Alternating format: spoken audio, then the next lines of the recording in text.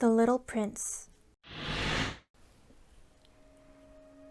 It was now the 8th day since I had had my accident in the desert, and I had listened to the story of the merchant as I was drinking the last drop of my water supply.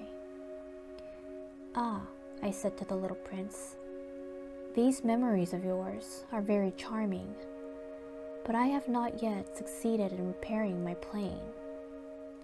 I have nothing more to drink, and I too should be very happy if I could walk at my leisure toward a spring of fresh water."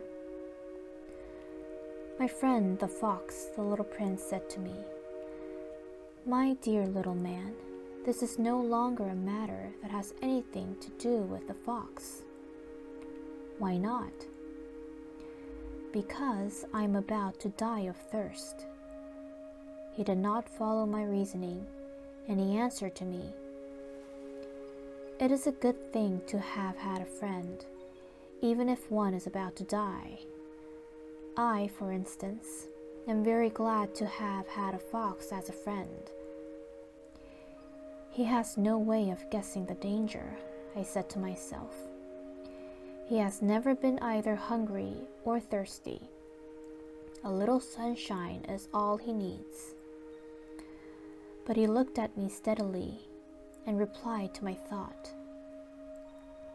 "I'm thirsty too. Let us look for a well." I made a gesture of weariness.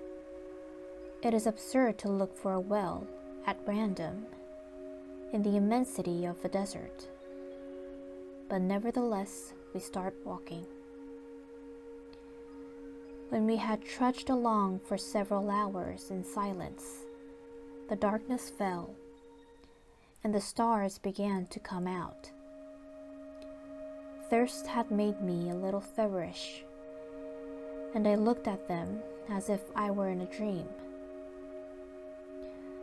The little prince's last words came reeling back into my memory. "Then you are thirsty too?" I demanded. But he did not reply to my question. He merely said to me, "Water may also be good for the heart." I did not understand this answer, but I said nothing. I knew very well that it was impossible to cross-examine him. He was tired. He sat down. I sat down beside him. And after a little silence, he spoke again. "The stars are beautiful because of a flower that cannot be seen." I replied, "Yes, that is so." And without saying anything more, I looked across the ridges of sand that were stretched out before us in the moonlight. "The desert is beautiful," the little prince added. And that was true. I have always loved the desert. One sits down on a desert sand dune, sees nothing, hears nothing. Yet, through the silence, something throbs and gleams. "What makes the desert beautiful," said the little prince, "is that somewhere it hides a well." I was astonished by a sudden understanding of that mysterious radiation of the sands.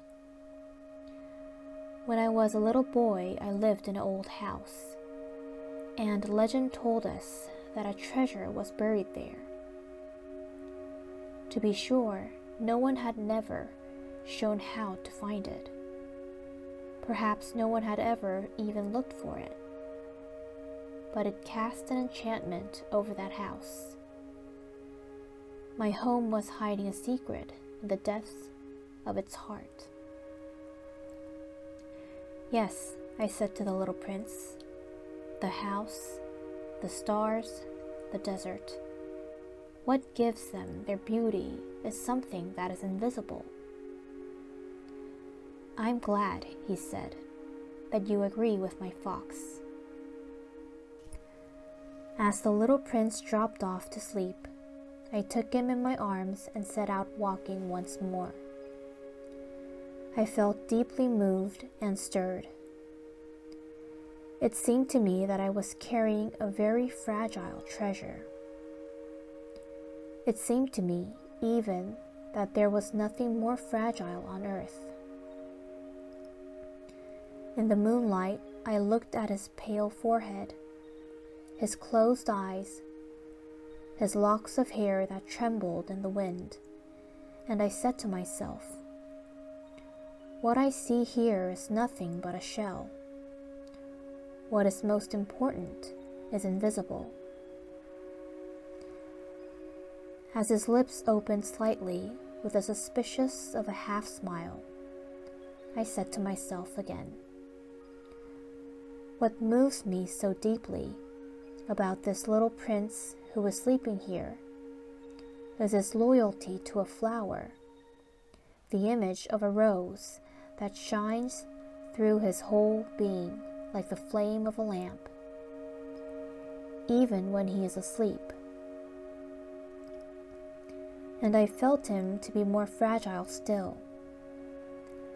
I felt the need of protecting him, as if he himself were a flame that might be extinguished by a little puff of wind. And as I walked on so, I found the well at daybreak.